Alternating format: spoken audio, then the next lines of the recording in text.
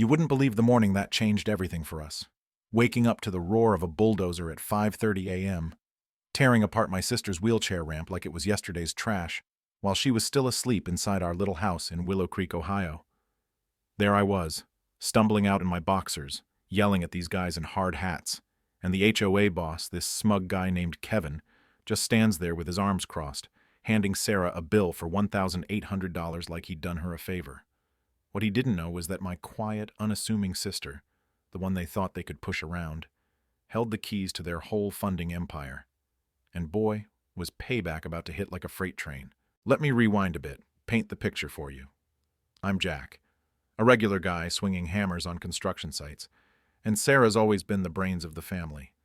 After our folks passed in that awful storm a few years back, we ended up with these two cozy bungalows side by side in this sleepy suburb where neighbors used to wave and share tools. Emphasis on used to. Sarah worked some vague government job, always holed up in her office with calls about allocations and oversight, but she kept it low-key, never bragging. Me? I was content fixing roofs and building decks, thinking life was straightforward until that drunk driver slammed into her car 15 months ago near the old diner on Elm Street. The screech of metal, the endless hospital beeps. It still gives me chills. She fought through rehab, came home in a wheelchair, and I poured my heart into that ramp. Smooth, cedar planks, sturdy rails matching the house trim, cost me $7,000 out of pocket, but seeing her roll up it independently? Man, that was gold. Got the city permits no problem. Figured the HOA stuff was just bureaucracy. Big mistake. Enter Kevin Harlan, this 40-something real estate flipper who'd swooped in from the city a year earlier, treating Willow Creek like his personal fiefdom. Divorced, bitter, always in starched shirts and driving that spotless black Audi like it proved something. Guy fined old Mr. Lee for leaving his grill out overnight, claimed it lowered aesthetic standards. He had this vendetta against anything that didn't fit his vision of upscale perfection, probably because his own life was falling apart, and power tripping over lawns and fences made him feel big. Turns out, our ramp notice got mailed to the wrong address, 246 Oak Lane instead of 264. And Kevin pounced, calling it deliberate defiance, no grace period, just straight to demolition. "Rules are rules, folks," he sneered that dawn, clipboard in hand, as the machine crunched through wood and my sister's sobs mixed with the exhaust fumes, her trapped inside, dignity shredded, and me boiling with rage, wondering how someone gets off on that kind of cruelty. Sarah took it weirdly calm at first, just nodding, asking softly about payment timelines while I paced, fists clenched, ready to swing. But behind closed doors, she was on those calls again, whispers about federal audits and grant conditions. I figured she was lawyering up, maybe channeling her inner fighter from college debate days. Kevin doubled down, showing up with his greasy pal, some ambulance chaser named Derek, reeking of cheap aftershave, waving papers. "You owe $2,900 now, including fines," Kevin grinned, eyes cold as ice. "Pay up or we lien both houses. And those city permits, fraudulent without our stamp." Fraudulent? Like we'd schemed some ramp racket. His motive hit me later. Turns out he was eyeing our block for his investor buddies, wanting to flip properties. And Sarah's eyesore ramp clashed with his gentrification dreams. Plus maybe a dash of resentment toward anyone who didn't bow down. That's when my builder instincts kicked in. Old boss always said, "When they're slinging rules, check if they're clean themselves." Dug through public records at town hall, that dusty smell of files hitting my nose, and bingo, Kevin's own patio extension violated setbacks by 4 feet. No approvals, just his word. Worse, he'd given neighbors like the Thompsons a pass on their gazebo. 30 days to fix paperwork, no fines. But us? Bulldozer Express, selective enforcement, reeking of discrimination, especially against Sarah's disability.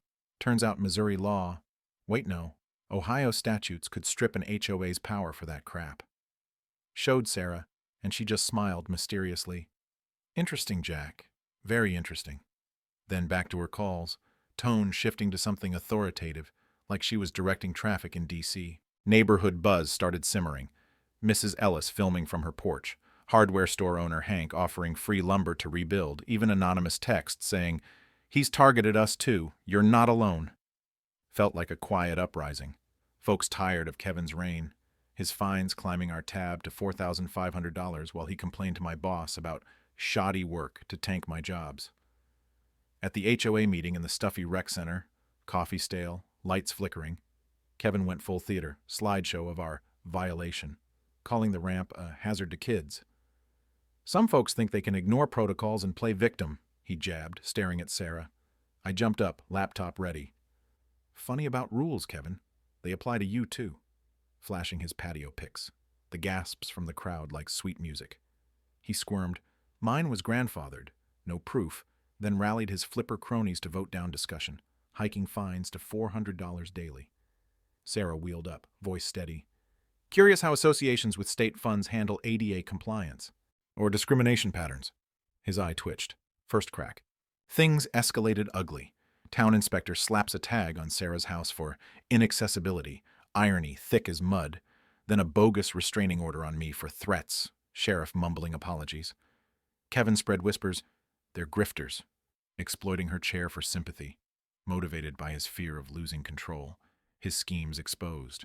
My digging uncovered his real dirt, his side gig company snagging every HOA contract, overcharging $60K on repairs like a $10K sidewalk fix that should have been $3K. Kickbacks, fraud, especially since they took $250K in state grants. Sarah's calls mentioned racketeering probes. Still thought she was just thorough. Neighborhood felt like occupied turf. Guards patrolling. Complaints about Sarah's wheelchair. Noise. Mrs. Ellis coerced into filing one, whispering, he threatened my garden. Sarah grew fiercer. War room emerging. Spreadsheets. Calls to Sacramento contacts. Wait. Columbus offices. Kevin pushed a $600 special assessment for legal defense, sabotaging our water line. Mud everywhere. Wheelchair stuck. Power cuts during storms. Mail delays on docks. I petitioned door to door, rage real, while Sarah coordinated shadows. Then the bomb. Bursting into her office with coffee, screen blaring, Governor Sarah Ellis, Oversight Committee. My jaw dropped. You've been the governor? I stammered. Second term. Remote since the crash to dodge spotlight. Those calls? Directing state probes. We control $45 million in HOA grants, Jack, including theirs. Kevin's breached every ADA clause, documented his own fraud. Motive clear. He'd harassed the one person who could yank it all, thinking us easy marks. Why hide? Needed authentic outrage to rally folks, expose how far these bullies go unchecked. Broader play. Nailing 52 rogue HOAs statewide. Her accident fueling a personal crusade against discrimination. War room hummed. Maps pinned. Allies like AG's aide posing as a sympathetic lawyer. Reporter Lena teeing up exposés. Strategy. Hit with civil rights suits, freeze funds, personal liability under federal law. Kevin's overcharges screamed embezzlement. Media timed, community files from 28 families. Mrs. Ellis's cams catching his midnight prowls. Kevin's paranoia peaked. PIs tailing me, smears calling us radicals destroying values. His past Kansas, flops surfacing. Similar scams, forced out quietly. Final showdown at his accountability forum in town hall, packed, cameras rolling. He struts, slideshow redux. These agitators threaten our way of life. Vote to ban them. I testify raw. Watching her struggle up steps, dignity stripped, it's inhuman. Mayor grins.